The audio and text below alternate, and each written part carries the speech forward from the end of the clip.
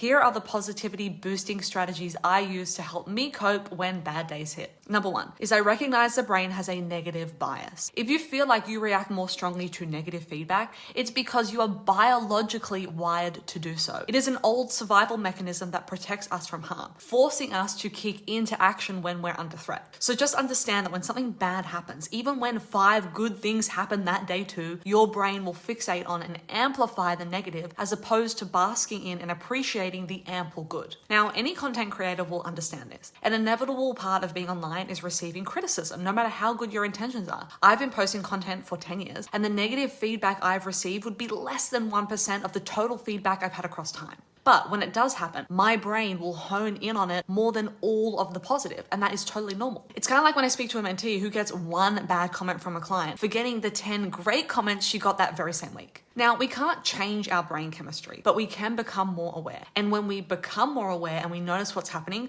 we can choose to remind our brains of the ample positivity there is to focus on, which balances out the scales and our natural reaction. Number 2, winning and failing versus learning. We are raised to think dualistically about life. So, good and bad, right and wrong, wins and failures. And this is great when you are on the pleasant side, experiencing good, right, and wins. But living according to dualistic thinking is a package deal. You can't have the positive without the negative. So when we allow ourselves to think this way, we must accept both sides, which means writing out the bads, wrongs, and failures, which of course feels unpleasant to say the least. However, what if we decide to reject this thought model entirely and see nothing as wins or failures, but rather view everything as learning? If you are only ever learning, you can never fail. Nothing is ever bad or wrong, it's just a lesson. The catch is you have to be willing to give up the high, the dopamine hit that comes with experiencing a win. It's going to take some practice, but with time and commitment, you can learn to adopt different thought models of thinking and to switch between varying modes based on which is most suitable for you at the time.